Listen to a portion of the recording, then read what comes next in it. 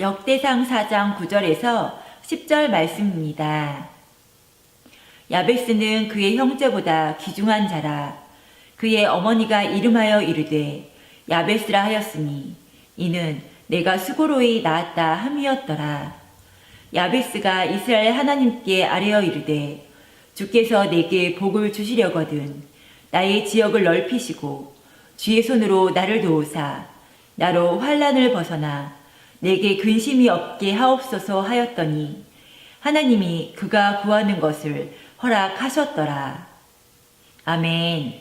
자, 오늘 본문은 이제 역대기에 담겨져 있는 본문의 말씀인데, 우리가 역대상은 이제 쭉 앞에 1장을 딱 열면은 아담, 셋, 에노스 하면서 쫙 해서 1장, 2장, 3장, 4장 해서 쫙 해서 9장까지 족보 이야기입니다.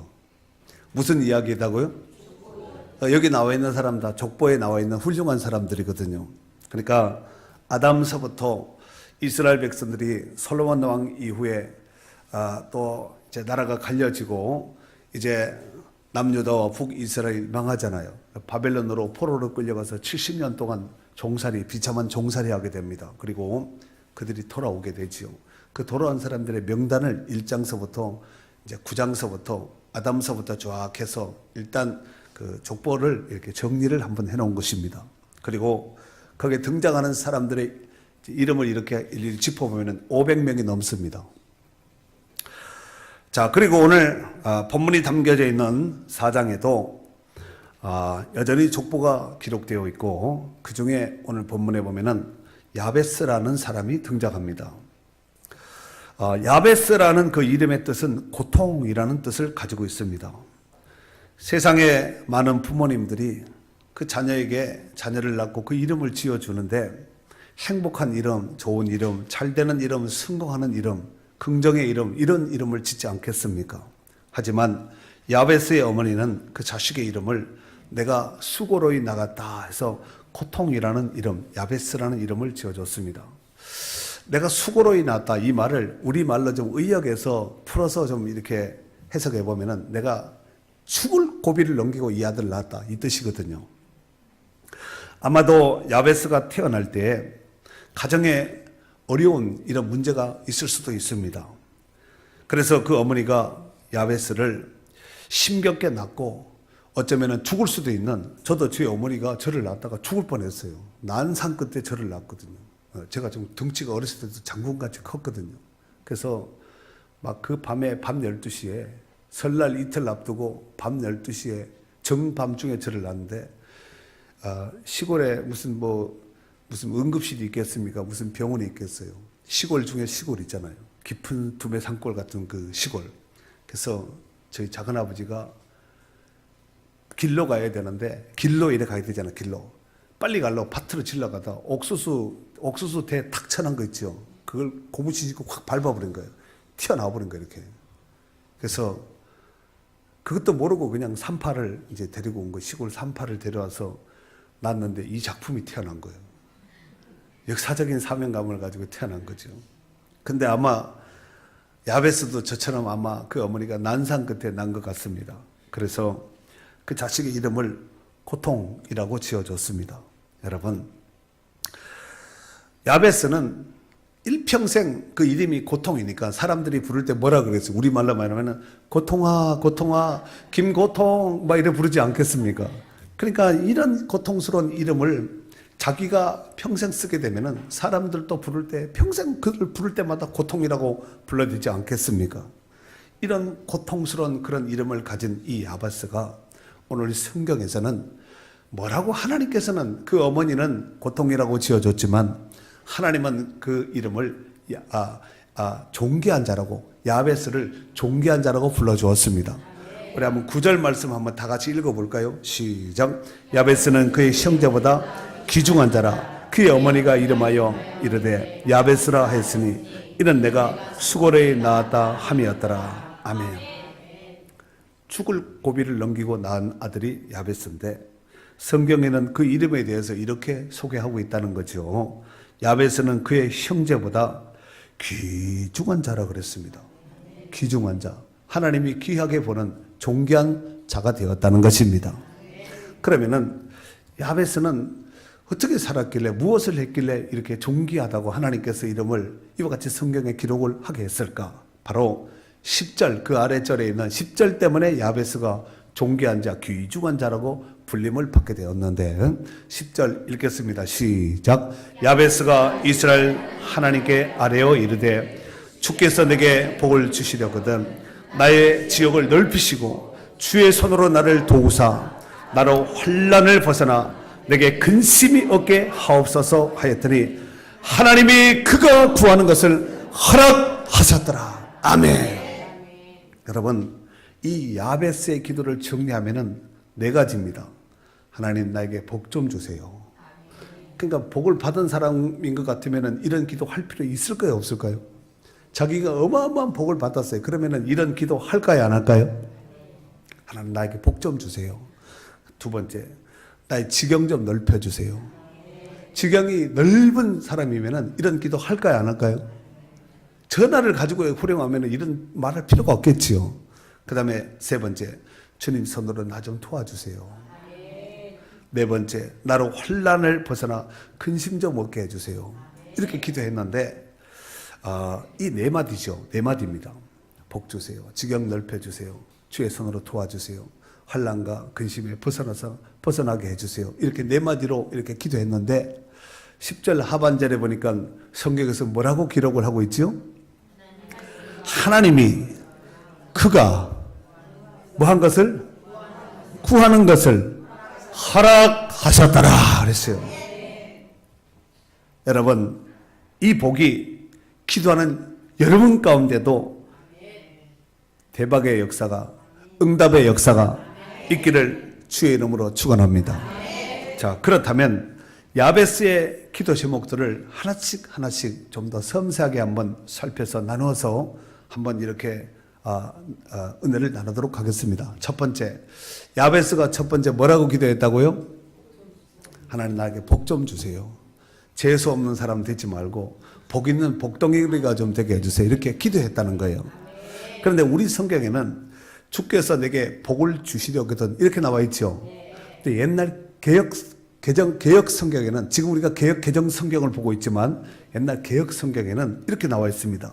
원컨대 주께서 내게 복에 복을 더하사 이렇게 되어 있습니다. 그러니까 하나님 내게 복 주시고자 원하는 그 복에 더블로 주세요. 배로 주세요. 이렇게 기도했다는 거예요. 가만히 있어서 저절로 하나님 알아서 복 주세요 이렇게 한 것이 아니라 10절 하반절에 보니까 그가 하나님 앞에 어떻게 했다고요? 구해서 받은 거예요. 그럼 우리도 어떻게 되겠어요? 가만히 있으면 알아서 챙겨서 주실 거다. 이렇게 했어야 되겠어요? 구해야 되겠어요? 우리 하나님은 만복의 근원으로서 살아계신 하나님이신 줄로 믿습니다. 그래서 그 하나님을 바라보면서 복만을 사모하고 복만, 하나님 복만 주신 분이다 이렇게 하면 기복신앙에 빠질 수밖에, 기복신앙주의자지요.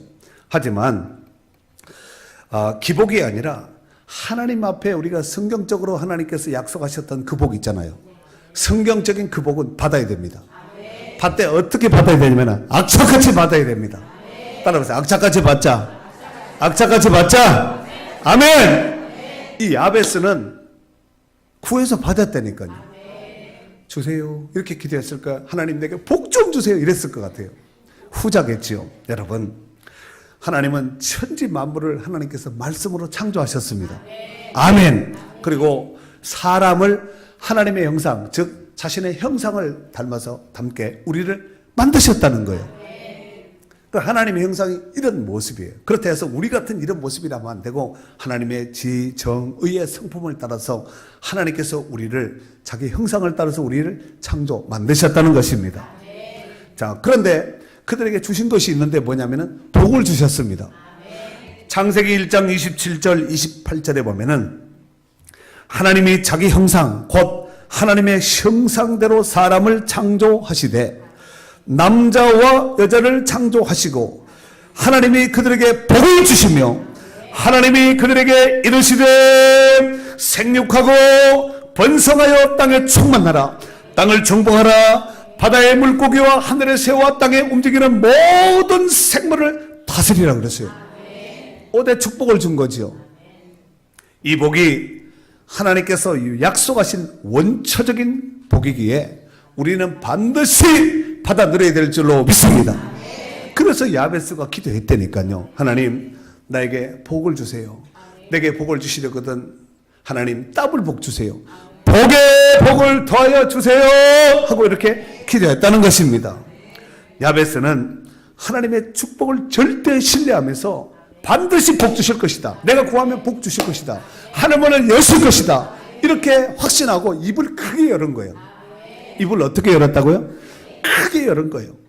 하나님을 절대 신뢰하는 마음이 없다면 이렇게 구할 수도 없고 입을 크게 열 수가 없습니다. 여러분, 이 야베스의 간구함이, 야베스의 입 크게 함이 오늘도 우리의 간구함이 되고 우리의 입 크게 함이 될 수 있기를 바랍니다. 어떤 사람이 환상 중에 들림을 받아서 천국 여행을 하게 되었습니다. 베드로의 안내를 받아서 천국 이것저것을 이제 구경을 하는데 황홀 그 자체입니다. 여러분, 땅에 좋은 관광 명소, 좋은 이런 데 가도 정말 입이 떡떡 벌어지는데 천국을 구경하게 되었으니까 얼마나 좋았겠어요. 눈이 부실 만한 그 천국, 아름답고 화렵고 화려한 그 천국을 쫙 구경하는 것이지요. 그런데 한쪽 무턱에 허름한 창고가 하나 지어져 있는 집 한 채를 보게 되었습니다. 그래서 이 사람이 이상하다, 저건 뭘까 하고 가까이 가서 베드로 사도 베드로에게 물었습니다. 이 집은 뭔가요? 그랬더니 이 집 알 필요 없다. 여러분, 사람이 알 필요 없다, 몰라도 된다 그러면은 사람은 알고 싶어 하고 자꾸 파헤치고 싶은 그런 속성이 있거든요. 그래서 정말 이 창고 흐름한 집 내가 꼭 좀 보고 싶어요 하고 이제 요청을 했습니다.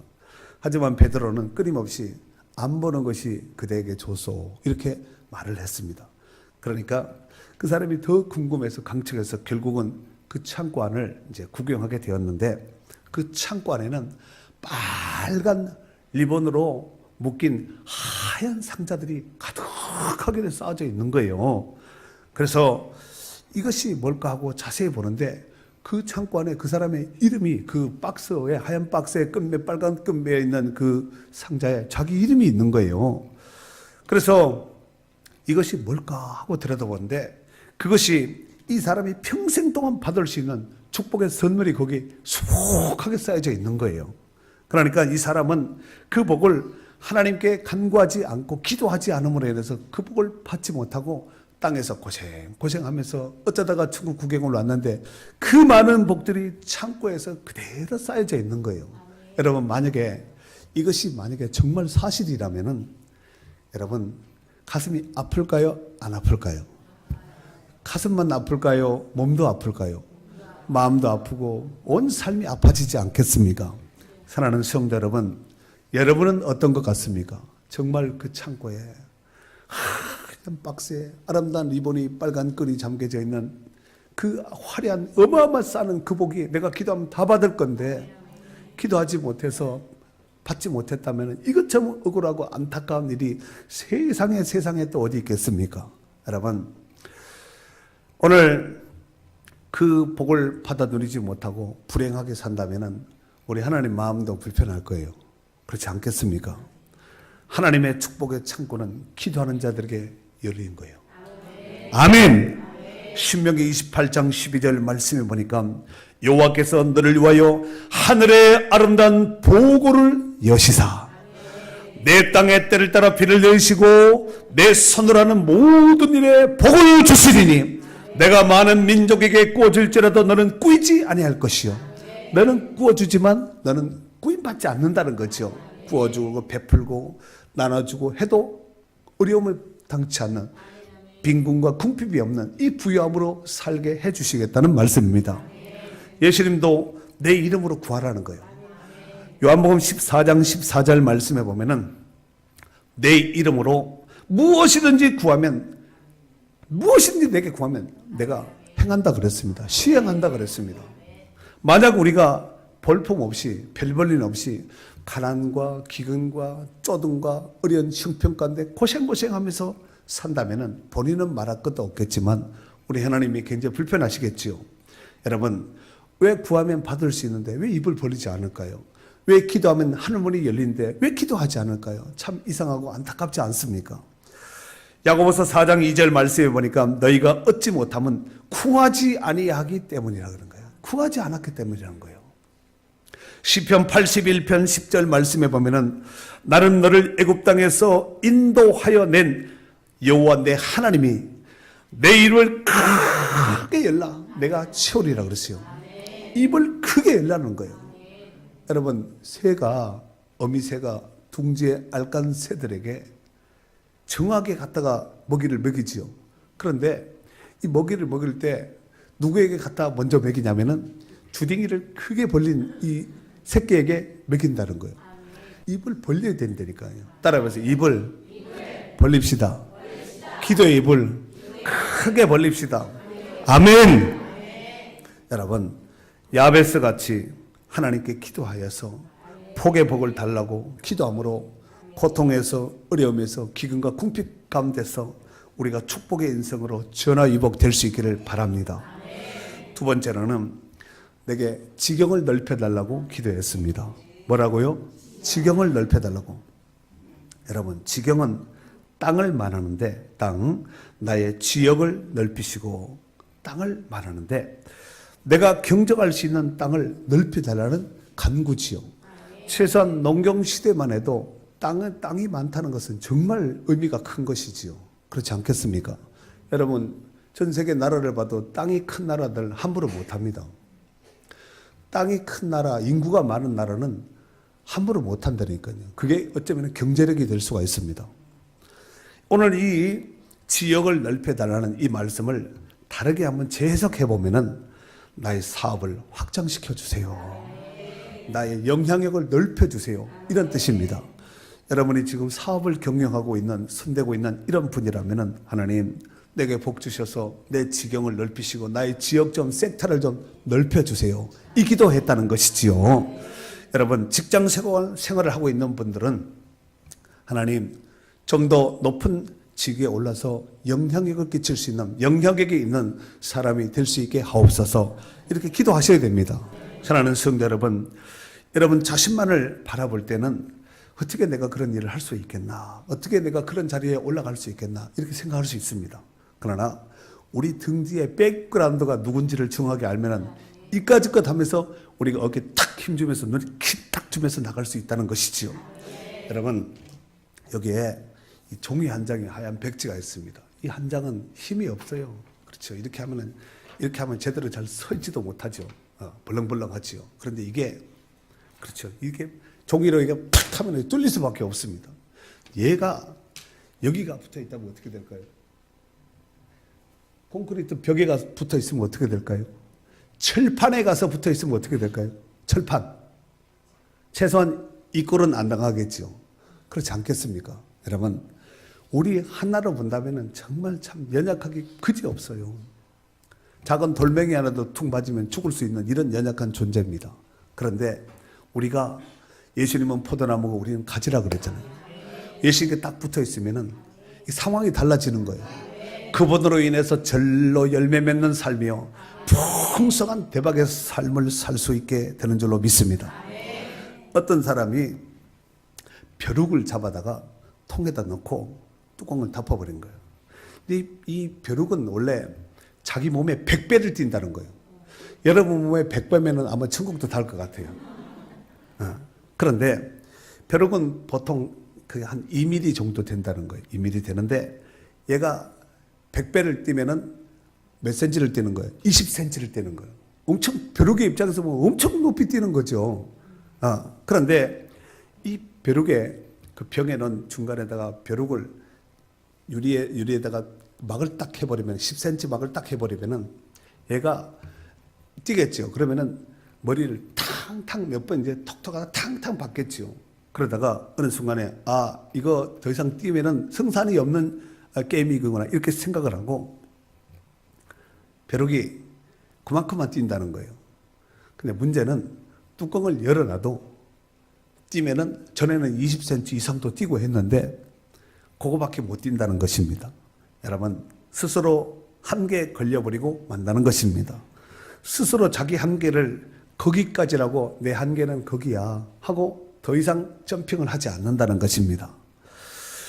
필립 브룩스라는 사람이 이런 말을 해서 참 은혜가 되어서 나누도록 하겠습니다. 자기 능력에 맞추어 일을 구하지 말고 일에 맞추어 능력을 달라고 구하라 그랬어요. 내 꼴을 보면은 그것밖에 안 되지만 그 일을 보면 하나님 그 일을 할 수 있도록 그 능력 주세요. 이렇게 구하라는 얘기입니다. 내 능력이 아니라 일의 능력에 맞춰서 하나님 내게도 그 일을 할 수 있는 그 사명을 감당할 수 있는 능력을 주시옵소서 구해야 되는 것입니다. 사랑하는 성도 여러분, 우리의 능력은 무한대입니다. 이렇게 말하면 전지전능하신 하나님의 단계인가 보다 이렇게 생각하면 안 되고, 여러분 그런데 이 무한대 되시는 하나님께서 우리에게 그 하나님의 능력을 부어주셨는데, 여러분 제자들에게 귀신을 쫓고 병 고치는 능력을 줬잖아요. 그랬더니 그들이 나가도 귀신 쫓고 병 고치고 전도하고 수많은 사람들을 이제 구원하는 이런 사역을 한 것을 우리가 복음서에서 볼 수 있지 않습니까?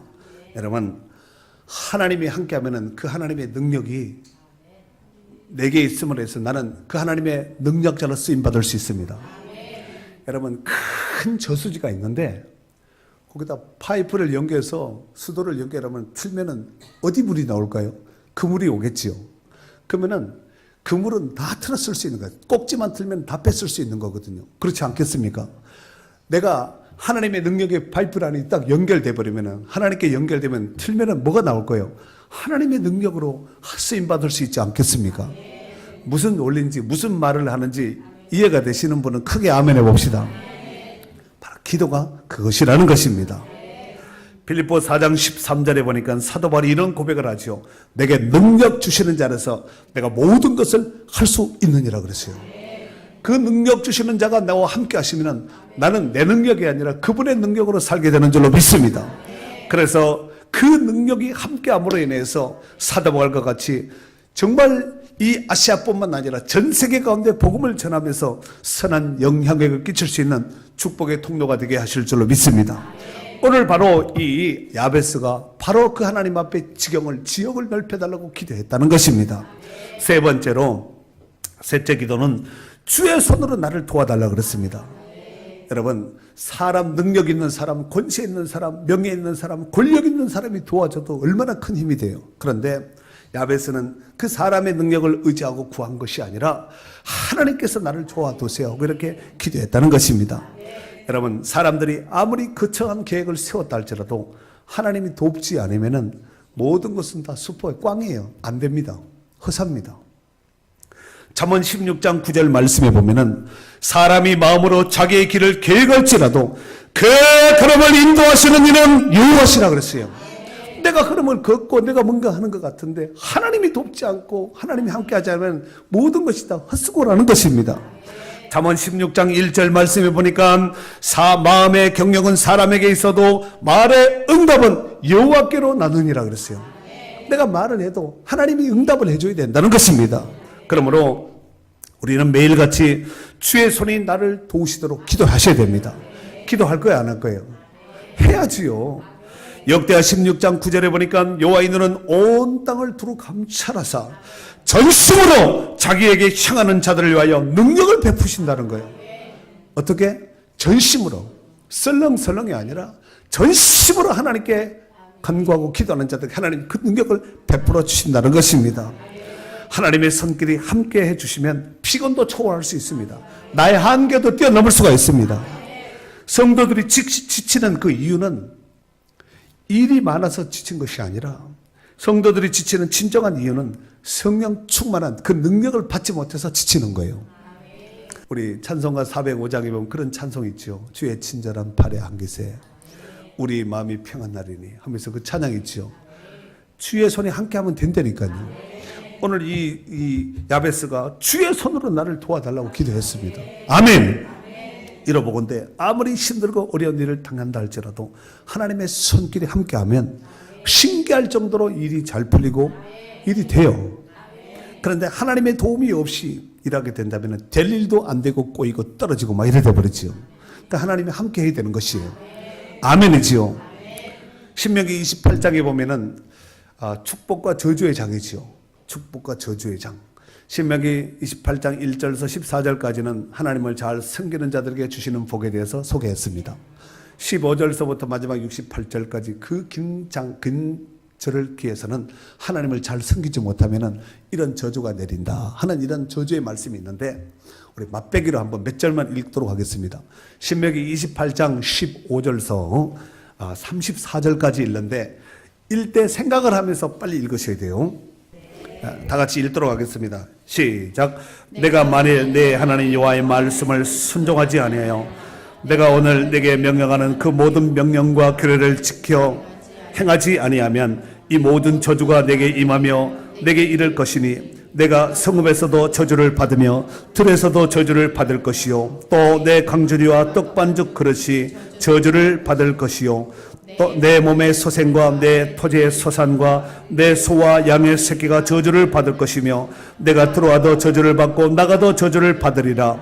내가 악을 행하여 그를 잊음으로 내 손으로 하는 모든 일에 여호와께서 저주와 혼란과 책망을 내리사 망하며 속히 파멸하게 하실 것이며, 여호와께서 내 몸에 연병이 들게 하사 내가 들어가 차지할 땅에서 마침내 너를 멸하실 것이며, 여호와께서 폐병과 열병과 염증과 학질과 한재와 풍재와 썩는 재앙으로 너를 치시리니 이 재앙이 너를 따라서 너를 진멸하게 할 것이라.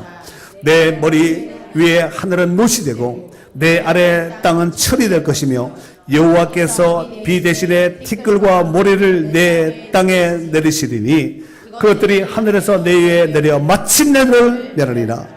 여호와께서 내 적군 앞에서 너를 패하게 하시리니 내가 그들을 치러 한 길로 나가서 그들 앞에서 7길로 도망할 것이며, 내가 또 땅의 모든 나라 중에 흩어지고 내 시체가 공중의 모든 새와 땅의 짐승들의 밥이 될 것이나 그들을 쫓아낼 자가 없을 것이며, 여호와께서 애굽의 종기와 치질과 괴혈병과 피부병으로 너를 치시리니 내가 치유받지 못할 것이며, 여호와께서 또 너를 미치는 것과 눈먼 것과 정신병으로 치시리니 내기들이 어두운 데서 드는 것 같이 내가 백주에도 더듬고 내 길이 형통하지 못하여 항상 압제와 노략을 당할 뿐이니 너를 구원할 자가 없을 것이며, 내가 여자와 약혼하였으나 다른 사람이 그 여자와 같이 동침할 것이요, 집을 건축하였으나 거기에 건축하지 못할 것이요, 포도원을 심었으나 내가 그 열매를 따지 못할 것이며,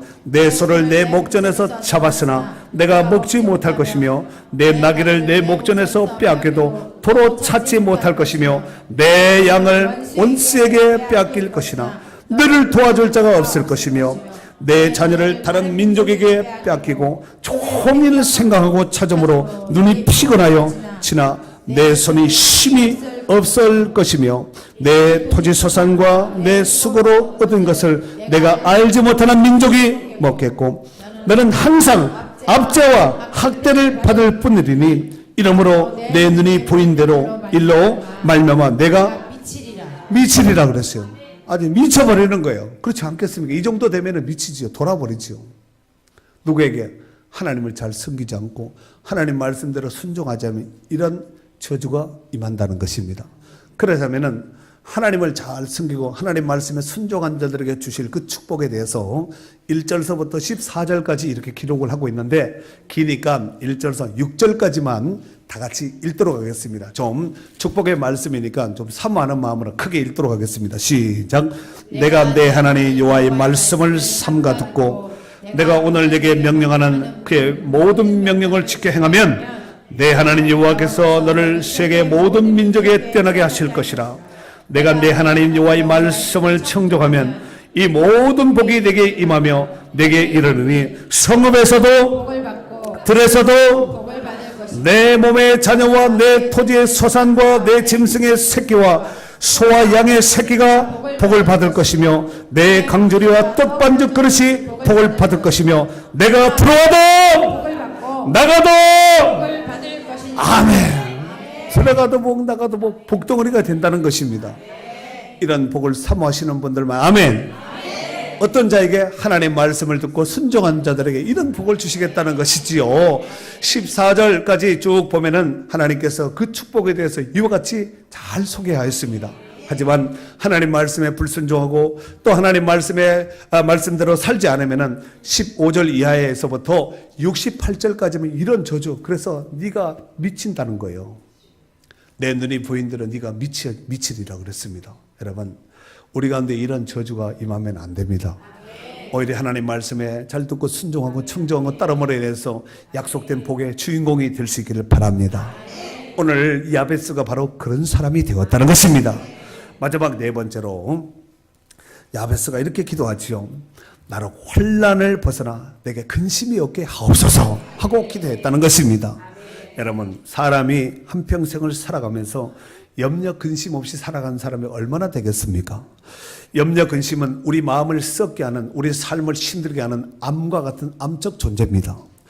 잠언 17장 22절 말씀에 보면은 마음의 즐거움은 양약이라도 심령의 근심은 뼈를 마르게 한다 그랬어요. 이러건대 우리가 한평생을 살아가면서 근심이 없는 것이 귀한 축복입니다. 나와 여러분의 가족이 정말 근심 없이 살았으면 좋겠어요. 예수님이 이렇게 말씀하셨죠. 너희 염려를 주께 맡기라는 거예요.